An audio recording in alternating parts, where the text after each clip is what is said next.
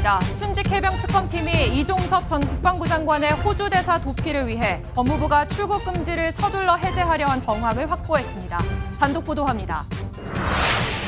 김정은 북한 국무위원장이 다음 달 중국 전승절 기념 열병식에 참석하기로 해 북중러 정상의 3자 회담 가능성이 제기됩니다. 한미 정상회담을 마치고 귀국한 이재명 대통령이 장동혁 국민의힘 대표와의 회동을 즉시 추진하라고 지시했습니다. 정부가 보이스피싱 피해 발생 시 금융회사가 피해를 배상하고 대포폰 개통을 방치한 이동통신사는 등록을 취소할 수 있는 방안을 추진합니다. 시청자 여러분 안녕하십니까? 오늘은 순직해병 특검 관련 단독 보도로 시작합니다. 이종섭 전 국방부 장관의 호주 대사 도피 의혹 관련해 당시 법무부가 적극 나선 정황이 포착됐습니다. 특검은 윤석열 정부에서 법무부가 이 전 장관의 출국 금지 해제를 위해 심의위원회를 앞당겨 진행하려 한 정황이 담긴 메모를 확보했습니다. 그 배경에 박성재 전 법무장관이 관여한 것은 아닌지 의심하고 있습니다. 첫 소식 최희지 기자가 단독 보도합니다. 지난해 3월 4일 호주 대사로 임명된 이종섭 전 국방부 장관은 이틀 뒤인 6일 법무부에 자신의 출국 금지를 해제해달라고 요청합니다. 당시 최혜병 사망 사건 수사 외압 의혹을 밝히던 고위공직자 범죄수사처의 요청으로 출국이 금지된 상태였기 때문입니다. MBN 취재 결과 이명현 특별검사팀은 당시 법무부가 출국 금지 해제 과정을 서두르려고 한 정황이 담긴 메모를 확보한 것으로 파악됐습니다. 법무부 실무자의 메모에는 7일 심의를 여는 것으로 검토하는 내용이 적혀 있던 겁니다. 이 전 장관이 이의를 신청한 지 하루 만에 속전속결로 심의를 열기 위해 검토가 이루어진 것으로 추측됩니다. 최근 특검팀 조사를 받은 법무부 고위 간부는 이 전 장관 측이 빨리 심의를 열어달라고 재촉한 걸로 안다고 진술한 것으로 파악됐습니다. 다만 해당 간부의 반대로 심의는 하루 뒤인 8일 열렸고 같은 날 출금이 해제됐습니다. 공적인 업무를 수행하러 간다고 언론에서 봤습니다. 그래서 그런 것 다 감안해서 이 신청 업무를 처리하지 않을까 싶습니다. 특검팀은 박성재 전 법무부 장관이 심의가 열리기 전부터 출국 금지 해제 조치를 하라고 지시했다는 진술도 확보했습니다. 이에 따라 특검팀은 이 전 장관이 출국 금지가 해제될 것을 미리 알고 심의를 빨리 열어달라고 재촉한 것으로 의심하고 있습니다. 반면 이 전 장관 측은 수사기관의 안내로 신청한 것뿐이라며 출국 항공편 시간이 촉박해 일정 조율을 요청했다고 해명했습니다. MBN 뉴스 최희지입니다. 순직해병특검팀은 이 같은 이종섭 전 장관의 출국 금지 해제 과정에서 윤석열 전 대통령과 친분이 두터운 이노공 전 법무부 차관이 관여한 정황도 들여다보고 있습니다. MBN 취재 결과 특검팀은 민간인 신분이었던 이 전 차관이 법무부 고위 관계자와 2차례 통화한 사실도 파악했습니다. 이어서 손성민 기자가 단독 보도합니다. 이종섭 전 국방부 장관이 법무부에 출국금지 해제 신청 서류를 내는 데에는 전직 법무부 차관의 도움이 있었습니다. 당시 이노공 전 법무부 차관이 이 전 장관에게 신청 절차와 서류를 전달해 준 겁니다. MBN 취재 결과 이명현 특별검사팀은 이 전 차관이 법무부 고위 간부에게 2차례 직접 전화를 건 정황도 파악했습니다. 법무부 고위 간부는 특검팀 조사에서 이 전 차관이 출국금지 심의위원회 절차를 묻고 관련 서류를 찾아달라고 요청했다고 진술했습니다. 이 전 차관은 전화를 걸기 2달 전 퇴임해 당시 민간인 신분이었습니다. 함께 일을 할 수 있어 너무나 행복했습니다. 특검팀은 해당 간부가 이 전 차관 요청에 따라 실제로 서류를 전달해준 정황도 파악했습니다. 특검팀은 이 전 차관이 왜 나서서 이 전 장관의 출국금지 해제 절차를 도우려 한 건지 그 배경을 수사하고 있습니다. 검사 출신인 이 전 차관은 윤석열 전 대통령과 오랜 친분이 있는 것으로 알려졌지만 군 출신인 이 전 장관과는 특별한 접점이 알려진 바 없습니다. 이 전 차관은 MBN에 이 전 장관으로부터 문의를 받고 공개된 파일을 전달해준 것이라며 개인적 도움을 준 것일 뿐 어떤 불법적 행위도 없었다고 밝혔습니다. 이 전 장관 측도 당시 기억나는 법조인이 한동훈 전 법무부 장관과 이 전 차관 둘뿐이어서 연락한 것이라고 설명했습니다. MBN 뉴스 손성민입니다. 김건희 여사의 구속 기소를 하루 앞두고 특검팀이 김 여사의 나토 순방, 고가 장신구와 관련해 추가 압수수색을 벌였습니다. 목걸이를 선물한 서희건설 이봉관 회장의 사위, 박성근 전 국무총리 비서실장과 명품 시계를 건넨 사업가가 대상이었습니다. 심동욱 기자의 보도입니다. 민중기 특별검사팀이 김건희 여사의 서희건설 명품 목걸이 의혹과 관련해 박성근 전 국무총리 비서실장 주거지를 압수수색했습니다. 박 전 실장은 김 여사에게 반클리프의 라펠 목걸이를 건넨 이봉관 서희건설 회장의 사위입니다. 이 회장은 지난 2022년 3월 김 여사에게 목걸이 등을 전달하며 박 전 실장의 공직근무 기회를 부탁한 것으로 알려졌습니다. 김 여사의 구속영장 심사 하루 전이었던 지난 11일 이 회장은 김 여사로부터 돌려받았던 진품 목걸이를 특검팀에 제출하며 자수했습니다. 특검팀은 김 여사에게 명품 시계를 건넨 사업가 서성빈 씨의 주거지와 사무실도 압수수색했습니다. 서 씨는 지난 2022년 9월 김 여사에게 5천만 원 상당의 바쉐론 콘스탄틴 시계를 건넨 것으로 알려졌습니다. 당시 시계 구매자가 김 여사라고 밝히고 VIP 할인을 받아 3,500만 원에 구매했다고도 특검팀에 진술했습니다. 서 씨는 김 여사로부터 대통령실 홍보수석 자리를 제안받았다고 밝혔지만 청탁 의혹에 대해서는 부인했습니다. 로봇계 청탁 얘기만 있었던 거예요? 모르겠어요. 뭐 이거저거 그거 모른다 그냥 한대로 한다면 원하신 대로 다 해드렸으니까 뭐 제가 제지었으면 뭐가 나오겠죠. 특검팀은 내일 김 여사를 도이치 주가 조작과 공천 개입, 건진법사와 관련한 혐의로 재판에 넘기며 명품 수수 혐의도 추가할지 검토 중입니다. MBN 뉴스 심동욱입니다. 윤석열 정부의 국정 2인자였던 한덕수 전 국무총리의 구속영장이 기각됐습니다. 법원은 증거인멸과 도주 우려가 없는 것은 물론 한 전 총리가 받고 있는 혐의의 법적 평가에 대해서도 다툼의 여지가 있다고 판단했습니다. 박혜빈 기자가 전해드립니다. 조은석 특별검사팀이 청구한 한덕수 전 국무총리에 대한 구속영장이 기각됐습니다.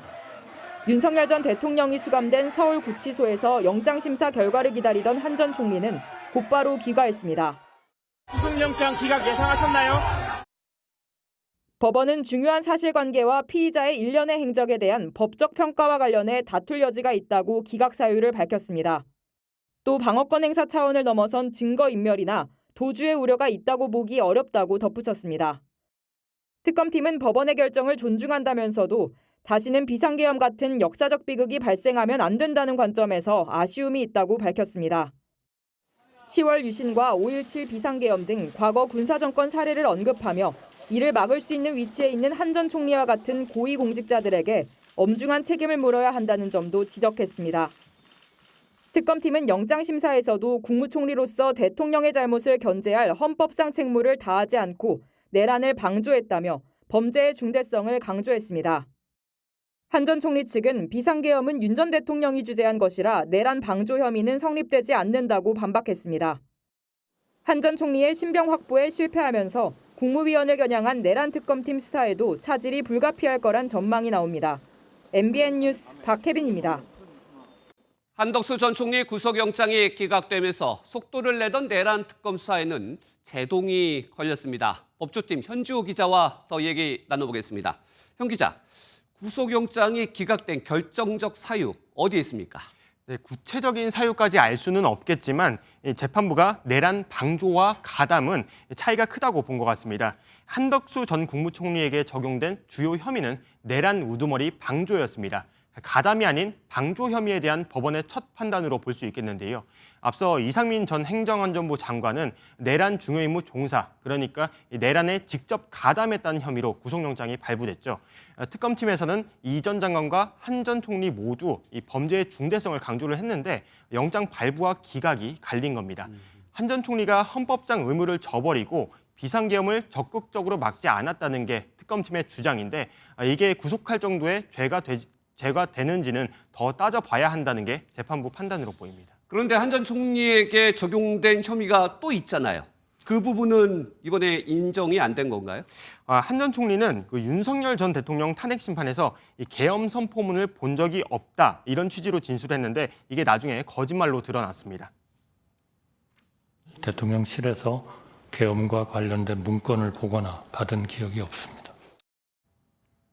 한 전 총리는 이 특검 조사 과정에서 이 CCTV 등 물증이 제시가 되자 계엄 선포문의 존재를 알고 있었다. 이런 취지로 진술을 바꿨다고 알려졌는데요. 이게 오히려 수사에 협조하는 태도로 해석됐을 수 있습니다. 한 현직 부장판사는 방조나 위증 혐의로 구속영장이 발부된 사례는 적다. 이렇게 설명하기도 했습니다. 그동안 특검에서 구속영장이 신청이 되면 대부분 발부가 됐는데 한 전 총리의 구속 실패는 특검 수사에 좀 차질이 될 것 같은데 어떻습니까? 이 특검팀에서는 일단 걱정하지 않아도 된다, 수사에 차질이 없을 거다 이렇게 설명을 하긴 했는데 네. 일단 수사에 제동이 걸린 건 분명해 보입니다. 네. 보강 수사를 거쳐 구속영장을 재청구할 거란 관측도 나오는데요. 특검팀은 심도 깊은 논의를 통해 다양한 방안을 검토한 뒤 결정할 예정이라며 신중한 태도를 보였습니다. 네, 그리고 김건희 특검도 좀 알아볼까요? 어제 소환이 됐었는데 권성동 의원이 구속영장이 청구가 됐어요. 네, 그렇습니다. 민중기 특별검사팀은 오늘 늦은 오후 권성동 의원에 대한 구속영장을 청구했습니다. 영장 청구서에는 정치자금법 위반 혐의 하나만 적시가 됐는데요. 권 의원은 통일교 측으로부터 불법 정치자금을 받았던 혐의로 바로 어제 특검팀에 출석해 장시간 조사를 받았습니다. 앞서 특검 수사 과정에서는 구속 기소된 윤영호 전 통일교 세계본부장이 권 의원에게 돈을 전달한 정황이 담긴 메시지가 발견되기도 했죠. 윤 전 본부장 다이어리에서는 큰 거 한 장 서포트라고 적힌 메모도 확보가 된 상태입니다. 네. 특검팀은 권 의원이 1억 원가량을 받은 것으로 보고 있는데 증거인멸 시도가 있었던 정황을 확인하고 구속영장을 곧바로 청구했습니다. 그리고 오늘 김건희 여사에 대한 조사도 있었는데 사실상 기소 전 마지막 조사죠. 네, 그렇습니다. 이 김건희 여사에 대한 조사는 오늘 오전 10시 10분쯤 시작이 돼서 6시간 반 만에 끝났습니다. 오늘 조사는 도이치모터스 주가 조작 사건에 집중이 됐는데 이번에도 김 여사는 대부분 질문에 진술을 거부한 것으로 알려졌습니다. 민중기 특검팀은 구속기한 만료 이틀 앞둔 내일 김 여사를 기소할 계획입니다. 기업 투자금 횡령 의혹을 받는 김건희 여사의 집사 김예성 씨도 내일 기소가 이뤄질 예정입니다. 네, 특검 소식은 여기까지 듣겠습니다. 법조팀 현지호 기자였습니다. 김정은 북한 국무위원장이 다음 달 3일 중국 베이징에서 열리는 승전 80주년 기념 열병식에 푸틴 러시아 대통령과 함께 참석합니다. 김 위원장의 다자 외교 무대 첫 등장이고 북중러 정상이 한 자리에 모인 것도 탈냉전 이후 처음입니다. 먼저 강재묵 기자가 보도합니다. 중국 정부가 다음 달 3일 열리는 중국 전승절 80주년 행사에 김정은 북한 국무위원장이 참석한다고 밝혔습니다. 전승절에 참석하는 26명의 각국 정상 명단을 발표하면서 푸틴 러시아 대통령과 김 위원장의 이름을 가장 앞에 뒀습니다. 俄罗斯总统普京、朝鲜劳动党总书记、国务委员长金正恩。 김 위원장이 중국을 방문하는 것은 이번이 5번째로 지난 2019년 이후 6년 만입니다. 북중러 정상이 처음으로 한자리에 모이게 된 건데 김 위원장이 다자 외교 무대에 등장하는 것 또한 이번이 처음입니다. 새 정상이 나란히天安门 막로에 서는 장면이 연출될 것으로 보이는데 북중러 정상의 3자 회담 가능성도 높아졌습니다. 자신들이 더 이상 외교적 고립에 있지 않고 세계의 가장 힘 있는 국가인 중국과 러시아 정상과 어깨를 나란히 하는 천안문에 쓴 그 한 모습의 사진을 통해서 대내외에 확실하게 최근 북중 관계가 소원했던 만큼 김 위원장이 전승절에 가지 않을 것이란 예측도 있었지만 추후 북미 회담까지 고려한 포석일 수 있다는 분석도 나옵니다. 북미 회담에서의 성공 가능성을 높이기 위한 그러한 카드로서의 활용도 염두에 두고 있겠. 의도하는 목표는 더 높은 거라는 거예요. 북한 매체 역시 김 위원장이 시진핑 주석의 초청을 받았으며 곧 중국에 방문할 것이라는 사실을 공식 확인했습니다. MBN 뉴스 강재묵입니다. 우리 측에선 국가의전서열 2위인 우원식 국회의장이 참석합니다. 열병식에서 김정은 위원장과 나란히 설 것으로 예상됩니다. 만남이 이루어진다면 현 정부 최고위급 인사의 접촉입니다. 이어서 선한빛 기자가 보도합니다. 10년 전 중국 전승 70주년 열병식입니다. 당시 박근혜 대통령이 참석해 시진핑 중국 국가주석, 푸틴 러시아 대통령 등과 함께 단상에 올랐습니다. 이번 전승절 행사 땐 우원식 국회의장이 단상에 오를 걸로 보입니다. 관심은 우 의장이 김정은 북한 국무위원장과 만날지 여부입니다. 우연히 악수라도 하게 된다면 이재명 정부 들어 첫 남북 최고위급 인사 간 접촉이 됩니다. 두 사람 간 만남이 성사되면 우리 정부로선 남북 그리고 북미 간 대화의 물꼬를 틀 기회로 삼을 수 있습니다. 김정은 위원장의 방중을 미리 알고 있었다고 밝힌 강훈식 대통령 비서실장은 중국 관계가 한반도 비핵화 평화에 기여하는 방향으로 발전되길 기대한다면서 남북 간 대화 협력 채널은 늘 열려 있다고 말했습니다.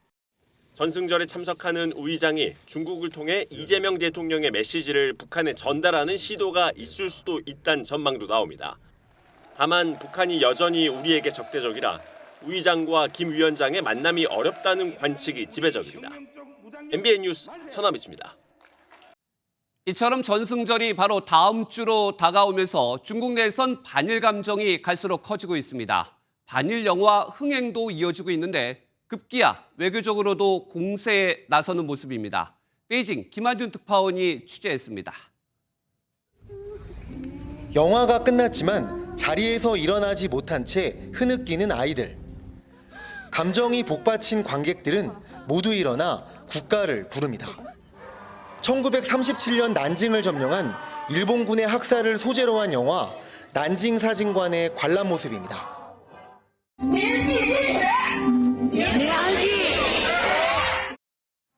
난징 사진관을 필두로 항일 영화가 최근 연이어 개봉했는데 상영을 시작하자마자 박스오피스 상위권을 점령했습니다. 항일 투쟁의 역사가 있는 장소에는 관람객이 밀려들고 있습니다. 이곳은 지난달 재개장한 중국인민 항일전쟁 기념관입니다. 평일이지만 전승절을 앞두고 사람들로 붐비고 있습니다. 일본군에 맞서 싸운 군인들의 조각상 앞에는 헌화를 위한 단체 관람객들의 줄이 늘어섰고 역사를 알려주기 위해 아이를 데리고 기념관을 찾은 사람도 많았습니다.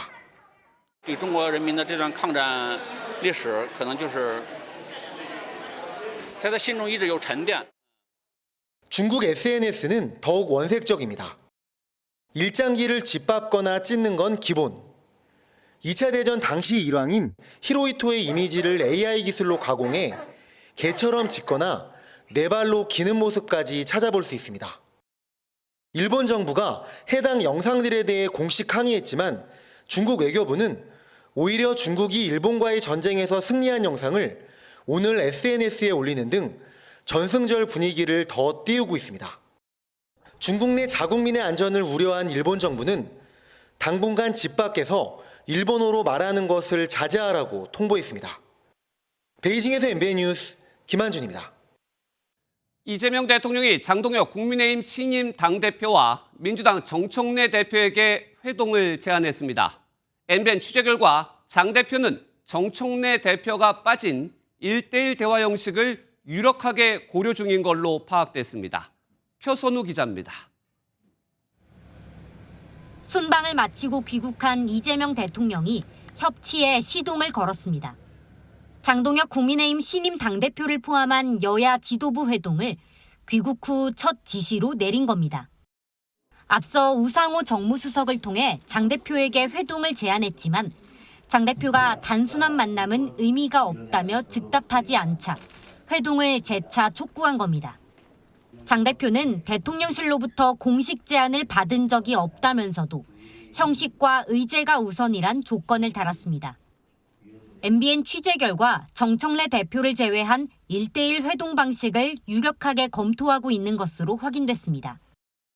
여러 사람이 모여 앉아서 식사하고 덕담을 나누는 그런 영수회담이라면 저는 영수회담이라고 생각하지 않습니다. 형식과 의제가 가장 중요하다고 생각합니다. 의제와 관련해선 민생은 물론 현재 진행 중인 특검도 포함되길 원하는 것으로 알려졌습니다. 강훈식 대통령 비서실장은 야당이 논의하고 싶은 어떤 주제든 논의해 볼 수 있다며 넓은 마음으로 대통령실에 성의 있는 제안을 헤아려 주길 바란다고 밝혔습니다. 또 공식 제안이 없었다는 장 대표 주장에 우수석이 대통령의 말을 전하지 않았느냐며 반박해 회동 성사를 두고 양측의 신경전은 계속될 것으로 보입니다. MBN 뉴스 표선우입니다. 최규진 교육부 장관 후보자는 천안함 폭침 음모론을 지지하는 듯한 언행으로 야당으로부터 거센 비난을 받고 있습니다. MBN이 음모론과 관련해 아직 드러나지 않은 최 후보자의 SNS 활동을 추가로 확인했습니다. 김현 기자의 단독 보도입니다. 지난 2016년 3월 최규진 당시 세종시 교육감이 자신의 SNS에 남긴 글입니다. 안중근 의사 순국과 천안함 피격 사건이 100년의 간격을 두고 같은 날에 발생했다는 내용입니다. 이 글에는 천안함이 북한의 공격을 받은 게 아니라 좌초됐다고 주장하는 댓글이 달렸는데 최 후보자는 해당 댓글에 좋아요를 눌렀습니다. 또 천안함 음모론과 관련한 영화 개봉 기사를 공유하며 반드시 보겠다고도 말했습니다. 천안함 음모론에 동조한다는 논란이 끊이지 않자 최원일 당시 천안함 함장은 최 후보자의 공개 사과를 요구하고 있습니다. 국민의힘은 최 후보자의 안보관을 지적하며 즉각 사퇴를 촉구했습니다. 천안함 폭침을 북한이 아닌 이스라엘 탓으로 돌리는 음모론을 공유했고 이것은 교육자가 아니라 대한민국 안보를 위협하는 친북 정치 선동가의 모습입니다. 이에 대해 최 후보자는 사실관계를 확인하고 있다고 밝혔습니다. 또 천안함 음모론에 대한 명확한 입장과 사과를 요구하는 최 전 함장에 대해선 청문회에서 설명하겠다는 입장입니다. MBN 뉴스 김현입니다. 오늘 서울 시내 고등학교 7곳에 폭발물 협박 팩스가 도착해 학생들이 대피하는 소동이 벌어졌습니다. 이번에도 3년째 반복되고 있는 일본 변호사 명의의 테러 협박이었는데요. 그런데 경찰이 이 팩스가 일본이 아닌 한 미국 회사를 통해 전송된 걸로 파악하고 사용자 정보와 발신지를 요청한 것으로 MBN 취재 결과 확인됐습니다. 황찬민 기자의 단독 보도입니다. 한 학생이 교문 밖으로 가방을 던지고 힘겹게 담을 넘어 학교를 빠져나옵니다. 교문이 열리자 학생들이 우르르 몰려 나오고 어디론가 전화를 거는 학생도 발견됩니다. 오늘 오전 9시쯤 서울의 한 고등학교에 폭발물을 설치했다는 일본인 변호사 명의의 테러 협박 팩스가 전송돼 긴급 대피한 겁니다. 수색 결과 폭발물은 없었지만 팩스를 받은 서울 시내 7개 고등학교에서 수업을 중단하거나 대피하는 소동이 벌어졌습니다. 저희 학교에서 그런 일이 일어났다는 게 말이 안 되고 너무 그냥 드라마에서만 나올 것 같은 일이라서 안 믿겼어요. 이 학교 졸업생이면 다음 달 5일까지 수능 시험 접수를 할 수 있지만 폭발물 신고 때문에 오늘은 아예 불가능하게 됐습니다. 그런데 경찰이 범행에 사용된 팩스를 추적한 결과 미국의 한 웹팩스 업체 번호로 파악하고 미국에도 공조 요청을 한 것으로 MBN 취재 결과 확인됐습니다. 또한 이번 달에 전송된 협박 팩스 번호가 동일하고 조작되지도 않은 것으로 경찰은 보고 있는데 해당 업체의 가입자와 발신지 정보를 요청한 것으로 전해졌습니다. 다만 웹팩스 특성상 발신지를 미국으로 단정할 수 없어 일본과의 공조 등 투트랙으로 수사한다는 방침입니다. 지난 2023년부터 50건 가까이 테러 예고가 이어지는 가운데 경찰의 공권력 낭비도 커지고 있다는 지적입니다. MBN 뉴스 황찬민입니다. 병역 기피 논란으로 입국이 막혀있던 가수 유승준 씨가 정부를 상대로 낸 3번째 비자 발급 거부 취소 소송에서 승소했습니다. 이 비자 발급 거부는 위법하다는 판단이 또 나온 거죠. 이미 같은 취지의 대법원 판결이 2차례나 있었지만 정부는 유 씨에게 비자를 내주지 않았는데 이번엔 입국이 허용될지 주목됩니다. 박규원 기자가 보도합니다. 유명 가수로 국내에서 활발히 활동하다 2002년 병역 기피를 위해 돌연 미국 시민권을 얻으며 입국이 제한된 유승준 씨. 유 씨는 지난 2015년 재외동포 비자 발급을 요청해 입국을 시도했고 LA 총영사관은 이를 거부했습니다. 법원에 소송을 낸 유 씨는 대법원에서 최종 승소 판결을 받아냈지만 외교부는 법원이 절차적 문제를 지적했을 뿐 비자를 발급하라는 건 아니라며 재차 발급을 거부했습니다. 유 씨는 2차 소송을 제기해 다시 최종 승소했고 외교부는 유 씨의 언행을 보면 공익을 해칠 우려가 있다며 또다시 비자를 내어주지 않았습니다. 자신의 입국 제한 조치를 계속해서 비판해온 유 씨는 최근에도 본인의 유튜브 채널에 관련 입장을 밝혔습니다. 네가 뭔데 판단을 하냐고 지금. 니네들 한 약속 다 지키고 사냐. 이런 가운데 3번째 소송 1심 재판부도 유 씨의 비자 발급 거부가 위법하다는 판단을 내놨습니다. 재판부는 비자 발급 거부로 얻는 공익에 비해 그로 인한 유 씨의 불이익이 더 크다고 판단했습니다. 다만 유 씨의 과거 행위가 적절하다는 뜻은 아니라고 덧붙였습니다. 유 씨 측은 재판부의 판단에 감사를 표하며 LA 영사관 측이 항소할 경우 향후 재판 과정에도 면밀한 법리적 검토를 통해 대응할 것이라고 밝혔습니다. MBN 뉴스 박규원입니다.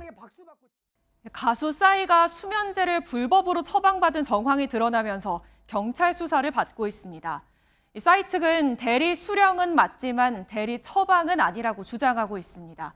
이게 무슨 말이고 뭐가 문제였는지 이혁준 기자가 짚어봤습니다. 싸이가 2022년부터 의사와 직접 만나는 대면 진찰 없이 처방받은 향정신성 의약품은 자낙스와 스틸록스입니다. 수면 장애와 불안 장애, 우울증 치료에 쓰입니다. 서울 서대문 경찰서는 세브란스 병원을 압수수색하고 이를 처방한 교수를 피의자 신분으로 입건해 조사 중입니다. 해당 교수는 비대면으로 진료했다며 혐의를 부인하는 것으로 알려졌습니다. 현재 의혹은 비대면 진료 뒤 대리 수령을 했는지 아니면 대리 처방을 했는지인데 어떤 경우든 의료법 위반, 즉 불법입니다. 먼저 의사의 말처럼 비대면 진료를 했다고 해도 향정신성 의약품의 경우는 비대면 진료를 금지합니다. 의존성과 중독성이 커 대면 진료를 원칙으로 합니다. 합법적인 진료였다면 약은 우편이나 택배로 이송할 수 있어 매니저가 약을 대신 받을 필요도 없습니다. 대리 처방도 싸이의 경우는 법 위반입니다. 의식이 없거나 거동이 현저히 곤란해야 하는데 싸이는 해당 사항이 없습니다.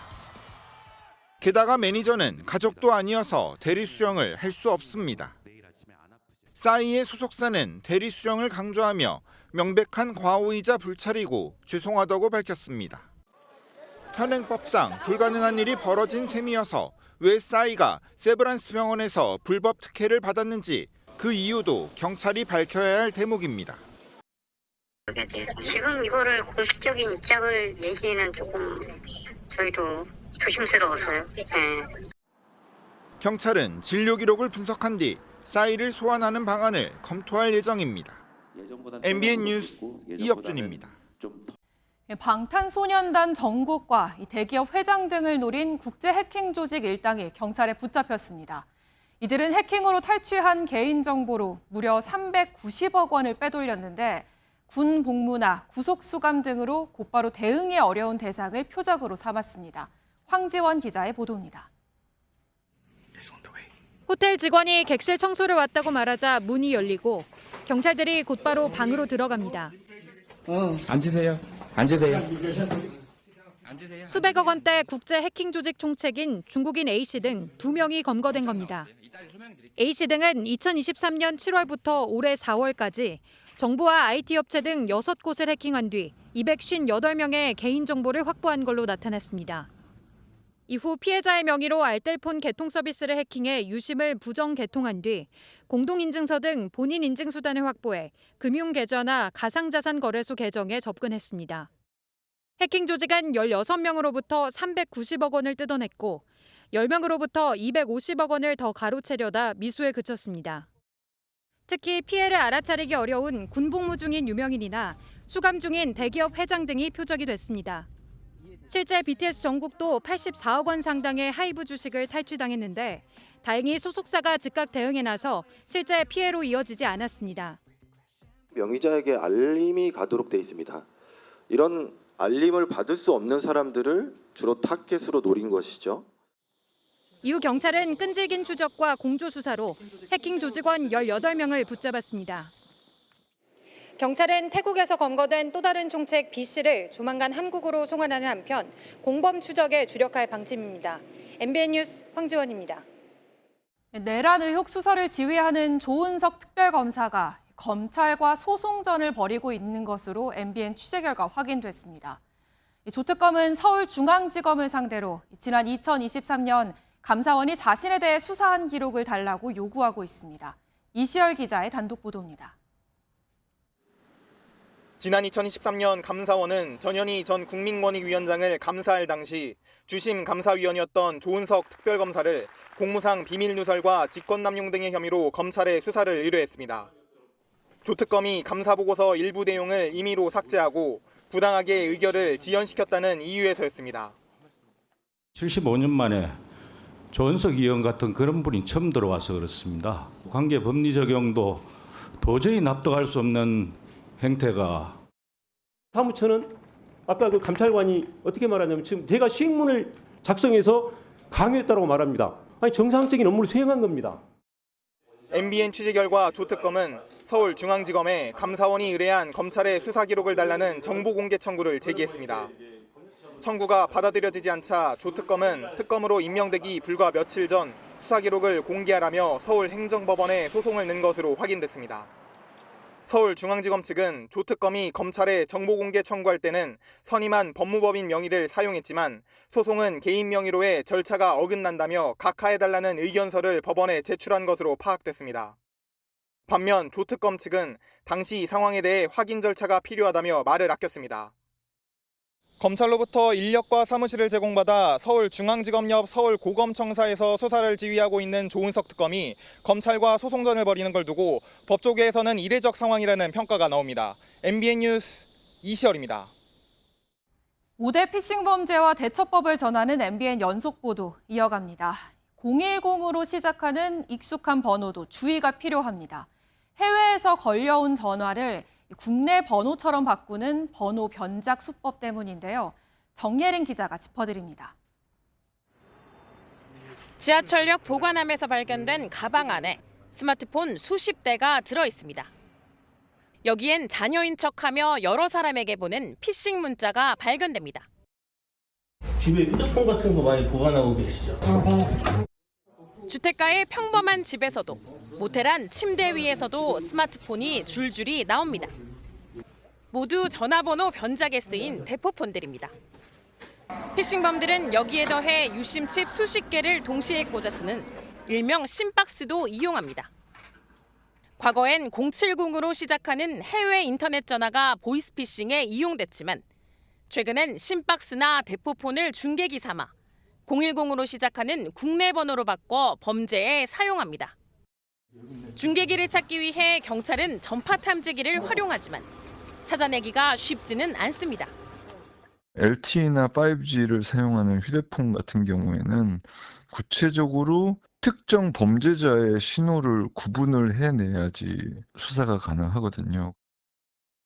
때문에 경찰은 탐지 기술을 더욱 고도화하며 수사에 총력을 기울이고 범행에 이용된 전화번호와 단말기를 차단하는 정책을 지금 진행을 하고 있고요. 패턴을 분석해서 범행에 이용되기 전에 차단하는 기술을 개발하려고.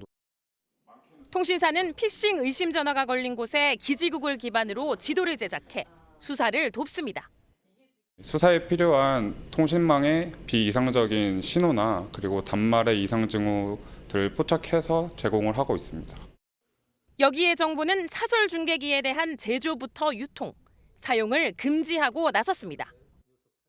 올해 7월까지 발생한 보이스피싱 범죄의 피해액만 약 7,800억 원 수준으로 지난해 같은 기간보다 2배 가까이 늘었습니다. 전화번호 변작은 보이스피싱의 가장 첫 단계로 꼽히는 만큼 모르는 번호엔 특별한 경각심을 갖고 아는 번호도 일단 주의해야 보이스피싱을 조금이라도 줄일 수 있습니다. MBN 뉴스 정예린입니다. 예, 이렇듯 교묘해지는 보이스피싱 수법에 피해도 눈덩이처럼 불어나자 정부가 사실상 보이스피싱과의 전쟁에 나섰습니다. 금융사에겐 피해를 배상하도록 하고 통신사에겐 대포폰 개통 시 영업정지 조치를 내리는 등 강력한 예방 책임을 묻기로 했습니다. 이어서 김태형 기자입니다.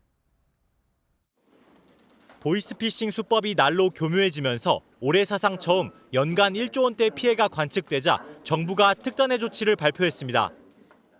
지금까지는 피해자 혼자 감당해야 했지만 이제는 금융회사도 피해 예방에 의무를 지고 범죄 피해가 발생한 경우 피해액의 일부나 전부를 배상하도록.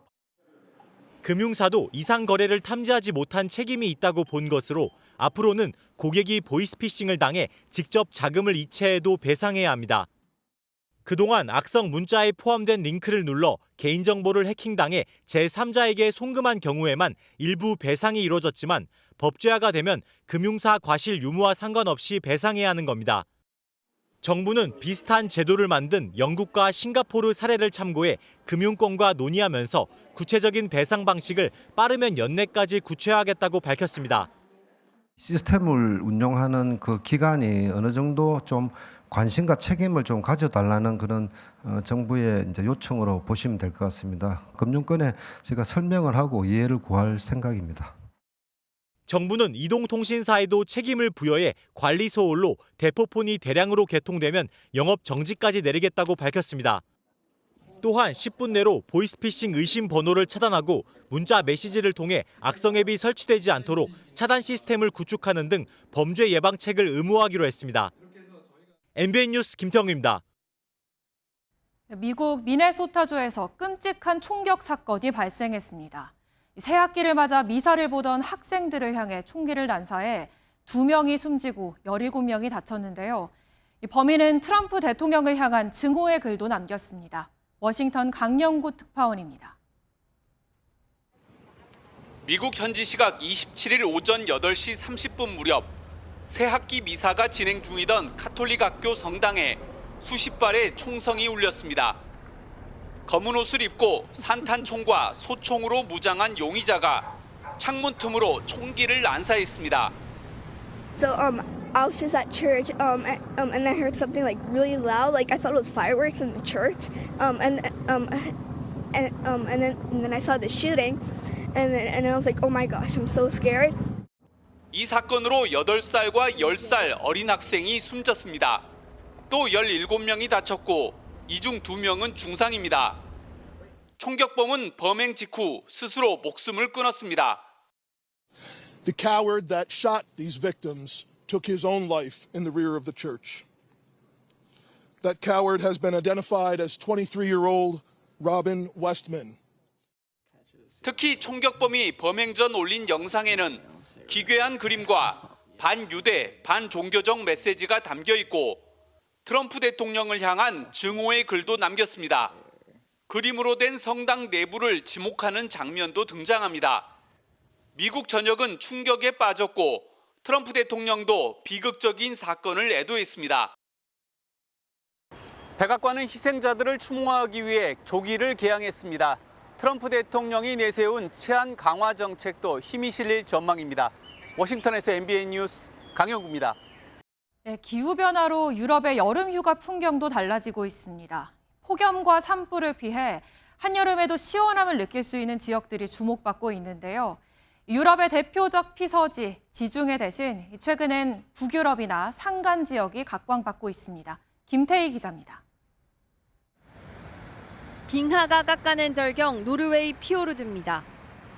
시원한 폭포를 따라 걷다 보면 금세 청량한 기운이 느껴집니다.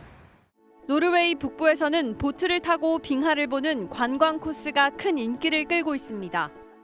Where we enjoyed amazing views over 1,000 meters above the Nord Fjord. 기록적인 폭염과 산불로 지중해 연안 관광지는 한산해진 반면 상대적으로 시원한 북유럽은 쿨케이션의 중심지로 떠올랐습니다. 여름에도 15도 안팎의 선선한 날씨 덕분에 거리에서는 재킷을 걸친 관광객들을 쉽게 볼 수 있습니다. Is this the best place to visit in Europe to escape the heat? 관광객들이 몰리면서 노르웨이 오슬로 공항은 올여름 2달간 530만 명이 다녀가 역대 최고치를 기록했습니다. 스웨덴 북부행 항공 예약도 지난해보다 50% 늘었습니다. 북유럽 국가들은 늘어난 수요를 관광 산업 성장으로 연결하고 있습니다. 덴마크는 2030년까지 관광 수입을 310억 달러, 우리 돈 42조 원 규모로 늘리고 노르웨이는 4만 3천 개의 관광 일자리를 창출하겠다고 밝혔습니다. 다만 쿨케이션 열풍 속 무분별한 성장 정책이 자칫 오버 투어리즘으로 이어질 수 있다는 우려도 제기됩니다. MBN 뉴스 김태희입니다. 한국은행이 이번에도 기준금리를 내리지 않았습니다. 2번 연속 동결입니다. 금리를 낮춰 경기 부양이 시급한 상황이지만 여전히 꿈틀대는 집값이 부담되는 것으로 보입니다. 강서영 기자입니다. 서울 송파구의 한 재건축 단지입니다. 전방위 대출 규제가 시행됐음에도 전용 125제곱미터의 경우 이번 달에만 잇따라 26억 원 안팎의 신고가에 거래됐습니다. 이번 주 서울 아파트값 상승률은 0.08%. 한 주 전보다는 소폭 낮아졌지만 여전히 29주 연속 오름세를 이어가고 있습니다. 향후에 금리 인하될 거를 고려해서 오히려 집값이 더 오를 거라고 생각해서 매매 문의는 더 늘고 있는 형태입니다. 주택 매수 심리를 보여주는 한국은행의 주택가격 전망 소비자 심리지수도 111로 한 달 만에 상승으로 돌아섰습니다. 결국 기준금리를 결정하기 위해 모인 한국은행 금융통화위원들은 이번 달에도 연 2.5%인 금리를 유지하기로 결정했습니다. 지난달에 이어 2달 연속 동결입니다. 경제 사정이 여전히 좋지 않지만 금리를 내리면 부동산과 가계대출의 불씨가 되살아날 수 있다고 판단한 겁니다. 지금 현 상황에서는 성장률보다는 부동산 가격을 더 올릴 가능성 이런 것들이 배제할 수가 없어서요. 다만 내년 상반기까지 금리 인하 기조를 유지하겠다고 밝혀 추가 인하에 나설 가능성은 열어놨습니다. 한편 한국은행은 추경에 따른 소비 회복과 미국 관세 협상 결과를 반영해 올해 성장률 전망치를 0.8%에서 0.9%로 소폭 상향 조정했습니다. MBN 뉴스 강서영입니다. 내년부터는 건강보험료를 더 많이 내야 합니다. 건강보험 재정 한계로 정부가 여론 반대를 무릅쓰고 3년 만에 인상을 결정했습니다. 월급 300만 원 받는 근로자의 경우 한 달에 1,500원 정도 더 납부하게 됩니다. 한범수 기자입니다. 내년도 건강보험료율이 7.19%로 인상됩니다.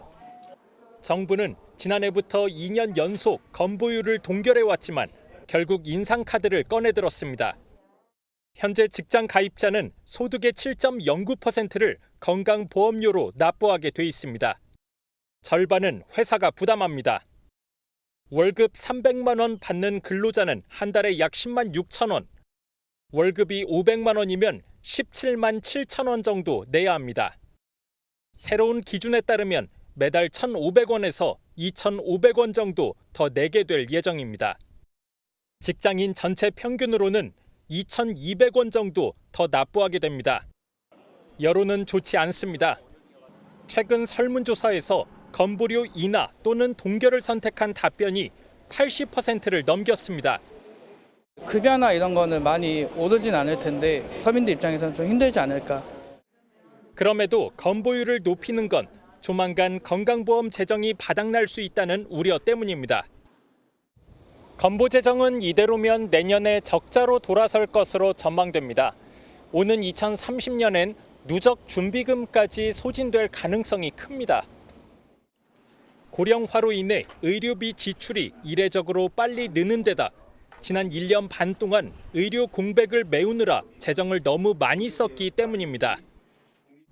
정부는 국민들께서 납부하는 소중한 보험료가 꼭 필요한 것에 제대로 사용될 수 있도록 재정의 지속 가능성 확보에도 만전을 기하겠다는 말씀을 드립니다. 현 정부가 요양병원 간병비와 노인을 대상으로 한 임플란트에도 건강보험을 적용하겠다는 방침을 밝힌 바 있는데 이를 대비하기 위한 차원이라는 시각도 있습니다. MBN 뉴스 한범수입니다. 나이 들수록 치매만큼 두려운 게 없죠. 그렇다면 1년에 3천만 원으로 치매 진행을 5개월 늦출 수 있다면 하시겠습니까? 새로 출시된 신약 얘기인데 최은미 기자가 취재했습니다. 70대 초기 치매 환자입니다. 아직 심하진 않지만 상태가 더 악화할까 늘 두려운 마음입니다. 되게 무섭죠. 생각도 잘 안 나고 그러니까 나도 모르게 이제 뭐 진행이 되는 것 같아가지고 많이 무섭죠. 치매의 70%는 독성 단백질인 아밀로이드가 뇌에 쌓이며 신경세포를 손상시켜 발생하는 알츠하이머 병입니다. 건강한 사람과 알츠하이머병 환자의 뇌 PET-CT 사진입니다. 곳곳에 붉게 아밀로이드가 쌓여 있습니다. 쌓이면 또 신경세포가 손상을 받으면서 안에 또 타우라는 단백질도 쌓이고 염증도 일어나고 이런 과정을 통해서 결국 뇌가 줄어들고 인지 기능도 저하가 나타나는. 지난해 말 출시된 치매 신약 레켐비는 바로 이 아밀로이드를 제거해 치매 진행을 늦춥니다.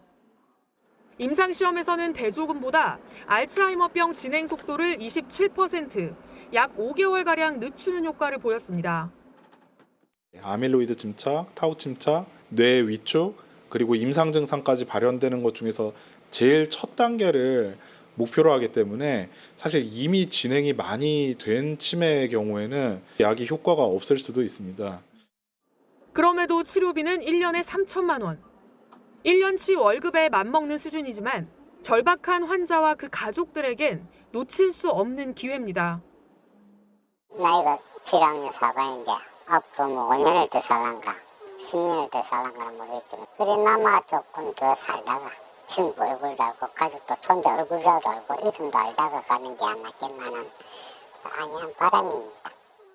이 모든 거를 잘 챙겨서 관리를 해주었을 때 이제 내가 나중에 어떤 모습으로 어떻게 살 수 있을지가 사실 결정되는 경향이 있고 가족분들 모두의 삶의 질을 결정할 수 있는 요소기도 하기 때문에요. 경제적 여유가 있는 사람들만의 전유물이 될 수 있다는 목소리가 크지만 건강보험 적용까지는 아직 갈 길이 멉니다. MBN 뉴스 최은미입니다. 이태원 참사가 일어났던 용산구청에 대해 며칠 전 서울시가 지역축제 안전관리 대상을 수여하자 희생자 유가족을 중심으로 크게 반발하고 있습니다. 서울시는 급기야 수상을 취소하고 오세훈 시장까지 나서 고개를 숙였지만 논란은 사그라들지 않고 있습니다. 윤지원 기자입니다.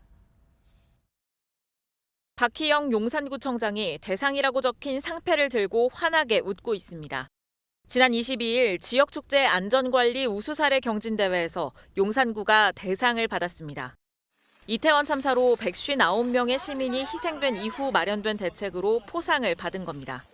용산구는 별도의 홍보 자료까지 내고 지난해 헬로윈 기간 이태원 일대에서 추진한 안전대책이 높은 평가를 받았다고 자찬했습니다. 이태원 참사 유가족들은 상식을 벗어난 일이라며 강하게 반발했습니다. 이게 그냥 우리를 조롱하는 거 아니면 뭐겠습니까? 그런 부분에서 너무 분노스럽고요. 박 구청장은 이태원 참사 부실 대응으로 기소돼 올해 2월 1심에서 무죄를 선고받았지만 현재 항소심이 진행 중입니다. 참사 당일 행적에 대한 거짓 해명으로 논란을 일으키기도 했습니다. 섣부른 해명으로 큰 혼란을 드렸습니다. 제 불찰에 감히 용서를 구하기도 어렵습니다. 서울시는 닷새 만에 수상을 취소했습니다. 용산구청의 수상과 관련해 사전에 보고받지 못했다며 오세훈 시장도 고개를 숙였습니다. 유가족 여러분들께 일단 송구스럽다는 말씀부터 먼저 드리겠고요. 3년 상도 치르기 전이고 아직 재판이 완전히 끝난 상황도 아닌데. 유가족들은 서울시의 대응에 회피용 얼버무리기라면서 실무 책임자에 대한 징계 등 강력한 재발 방지책을 촉구했습니다. MBN 뉴스 윤지원입니다. 중대재해처벌법이 시행된 지 3년이 지났지만 산업재해는 오히려 늘어난 것으로 나타났습니다. 처벌법은 만들어졌지만 수사는 지지부진하고 처벌은 솜방망이에 그치다 보니 사실상 제 역할을 못한 겁니다. 김민수 기자가 보도합니다. 경영 책임자가 중대재해법 시행 이후 처음 실형을 선고받은 건 지난 2023년 4월입니다. 경남 함안에 있는 한국제강 사례로 법 시행 1년 3개월 만입니다. 판결에서 처벌까지 비교적 속도감 있게 처리된 만큼 당시만 해도 중처법의 역할이 큰 기대를 모았습니다. 입법조사처가 법 시행 3년을 맞아 입법 영향을 분석해보니 결과는 정반대였습니다. 지난 3년 동안 산재가 줄지 않았습니다. 산업재해 전반에서 줄지 않았고 사업장 규모별로 봤을 때도 재해자 수가 여전히 늘고 있고 사망자 수는 변함이 없습니다. 법 시행 직전 12만 명 초반이었던 재해자 수는 이듬해 13만 명을 넘었고 지난해엔 14만 명으로 급증했습니다. 재판에 넘기더라도 무죄 비율이 10.7%, 집행유예율은 85.7%로 나타나 일반 형사사건보다 2배에서 3배 이상 높았습니다. 20억 원의 벌금이 선고된 사건을 제외하면 벌금도 평균 7,280만 원에 불과했습니다. 중처법에 규정된 10억 원 이하 벌금액에 한참 못 미치는 수준입니다. 실제로 이 유죄 판결을 받은 내용들을 보시면 한선에도 미치지 못하는 이제 여러 사법적인 감경 사유들이 거기에 들어가면서 결과적으로는 이 법이 제대로 작동하지 못하고 있다. 입법조사처는 노동부와 검경이 중처법 합동수사단을 만들어 사건 처리 속도를 높여야 한다고 지적했습니다. 50인 미만 사업장에서 사망률이 떨어진 점에는 주목할 필요가 있다며 정확한 이유를 알아봐야 한다고 덧붙였습니다. MBN 뉴스 김민수입니다. 예, 정치톡톡 시간입니다. 이교옥 기자 나와 있습니다. 어서 오십시오. 바로 아이템 넘어가 볼까요? 1박에 50만 원. 굉장히 좋은 숙소인 것 같은데 어딘가요? 네, 그렇습니다. 오늘 공의 여야가 인천의 영종도에서 워크숍을 열었습니다. 예. 민주당은 한 호텔에서, 국민의힘은 인천국제공항공사 인재개발원에서 행사를 치르는데요. 1박 2일로 진행이 되는데 야당이 민주당 워크숍 숙박비를 문제 삼았습니다. 여당은 지금 요쪽 옆에 대표님 파라다이스 호텔이라고 뭐 거기서 한다 하는데 그 1박에 정말 수십만 원 이상을 호가하는 50만 원 그거보다 더 한다고 하는 소문도 있고요. 네, 실제로 가격을 알아봤는데요. 오늘 기준으로 민주당이 숙소로 이용하는 호텔에서 자려면 2인실 기준 50만 원대가 맞기는 했습니다. 국민의힘이 숙박비 문제를 걸고 넘어지자 민주당은 많은 객실을 미리 예약해서 큰 할인을 받았고요. 방도 2인 1실이라서 1인당 비용은 크지 않다고 설명을 했습니다. 예, 그런데 이 문제를 꺼낸 국민의힘은 그럼 어땠나요?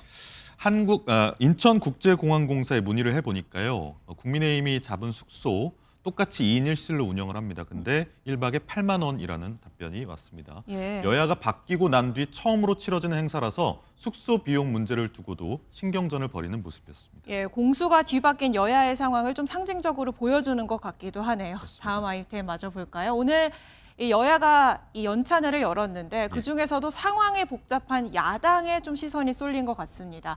지금 화면에 보이는 두 사람, 이 조경태 의원과 이 장동혁 대표, 아직은 두 사람 어색한 것 같은데 오늘 한 자리에 있었나요? 예, 오늘 연찬회 전에 중진위원 회의가 있었습니다. 예. 비공개로 치러지긴 했는데 이 자리에서 당대표 경선에서 강하게 맞붙었었죠. 앵커께서 말씀하신 장동혁 대표와 조경태 의원이 같이 있었는데 장 대표 취임 뒤에 첫 중진회의입니다. 두 사람은 눈을 잘 마주치지 못하고요. 보시는 것처럼 조 의원은 허공을 응시하기도 했습니다.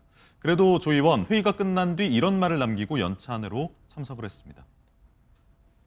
이제는 전당대회도 끝났으니까 이제 우리가 내부 갈등과 분열을 좀 치유할 수 있도록 서로 노력하고.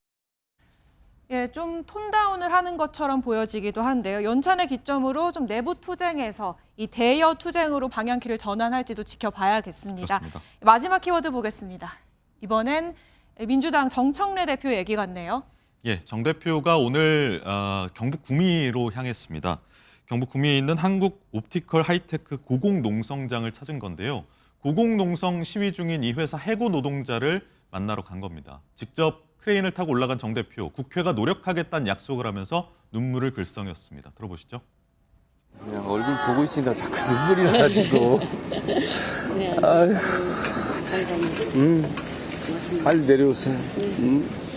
많이 하셨어. 우리가 잘할 테니까 내려오세요. 네. 예, 정치인이 뭐 국민에 공감하는 모습은 언제나 반길 일인데 이 정 대표의 눈물을 좀 종종 본 것 같습니다. 예, 그렇습니다. 당대표로 취임한 지 이제 한 달이 채 되지 않았는데 벌써 두 번째 눈물입니다. 지난 7일에 당 지도부와 함께 봉하마을에 가서 노무현 전 대통령 묘역을 찾았을 때도 잘하겠습니다라며 눈물을 훔쳤고요. 그리고 지난 2월에 윤석열 전 대통령에 대한 헌재 탄핵 심판 최후 진술 때에도 눈물을 보인 바 있습니다. 예, 모든 국민을 위한 여당 대표로서도 잘 해주길 기대해 보겠습니다. 지금까지 이교옥 기자였습니다.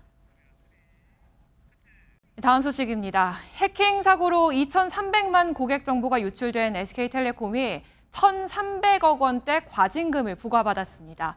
역대 최대 규모인데요. SK텔레콤은 책임감을 느낀다고 밝혔지만 이 처분에 불복해 소송에 나설 가능성도 제기됩니다. 정설민 기자입니다. 대규모 유심 해킹 사태를 겪은 SK텔레콤이 역대 최대 과징금 철퇴를 맞았습니다. 넉 달간의 조사 끝에 내려진 과징금은 1,348억 원. 지난 2022년 구글과 메타에 부과된 1,000억 원의 크기의 웃돈입니다.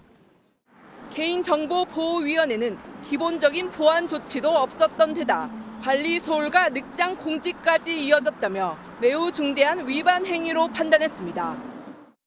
회사가 꽤 오랜 기간을 두고 전반적으로 허술한 상태를 유지하고 있었다라는 그런 총체적으로 굉장히 취약한 상태에 놓여 있고.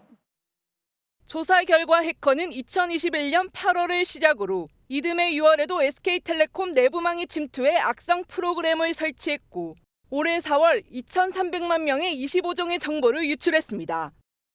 SK텔레콤은 기본 보안 업데이트도 하지 않아 해커의 공격에 노출됐고 해킹 사실을 알고도 제대로 점검하지 않은 것으로 조사됐습니다. SK텔레콤은 무거운 책임감을 느낀다며 고객 정보 보호에 만전을 기하겠다고 밝혔습니다. 다만 회사의 소명이 반영되지 않은 점은 유감이라고 덧붙였는데 행정소송에 나설 가능성도 제기됩니다. 한편 일각에서는 해킹 공격이 고도화되는 상황에서 징벌적 제재보다는 재발 방지 중심의 규제가 이뤄져야 한다는 지적이 나옵니다. 징벌적인 성격으로 이제 과징금이 좀 부과가 됐는데 과징금 액수가 커지면 오히려 이제 정보 유출 같은 거를 숨기고 신고하지 않는 경우도 생길 수 있어서. 앞서 방송통신위원회의 위약금 면제 기간 연장 요구에 이어 역대 최대 과징금까지 더해지면서 SK텔레콤은 해법 마련에 고심하고 있습니다. MBN 뉴스 정세민입니다. 한국 디지털 자산 평가 인증이 주최한 대한민국 디지털 자산 미래정책 세미나가 오늘 서울 프레스센터에서 열렸습니다. 관련 법안을 발의한 국회의원과 업계 전문가 150여 명이 참석한 이번 세미나에선 통화 주권의 디지털 확장과 토큰 증권 산업 발전, 스테이블 코인 동향 등이 논의됐습니다. 뜨거운 열기가 좀처럼 식지 않고 있습니다. 오늘도 충청 대부분 지역으로 폭염주의보가 확대됐고요. 전남과 경남 일부 지역은 폭염 경보로 격상된 가운데 구례의 낮 기온이 35.2도까지 치솟았습니다. 내일도 서울의 낮 기온 31도에 체감온도는 33도까지 오르겠고요. 광주와 대구 등 남부지방은 체감온도가 35도 안팎까지 오르겠습니다. 주말까지 무더위 속 소나기도 자주 내리겠습니다. 내일은 중부와 제주에, 모레는 서쪽 내륙에 5에서 많게는 60mm의 소나기가 예상됩니다. 내일 중부지방은 대체로 흐리겠고 강원 산지는 바람이 매우 강하게 불겠습니다. 오늘 밤사이 대도시와 해안가 곳곳에서는 열대야가 이어지겠습니다. 내일 중부지방 낮 기온은 강릉이 35도, 대전은 33도까지 오르겠습니다. 남부지방도 전주와 목포의 낮 기온 33도, 대구와 포항은 35도까지 오르겠습니다. 일요일 밤 중부지방을 시작으로 다음 주 월요일에는 전국에 비가 내릴 텐데요. 특히 중부와 서쪽 지역에 폭우가 쏟아질 가능성이 있습니다. 날씨였습니다.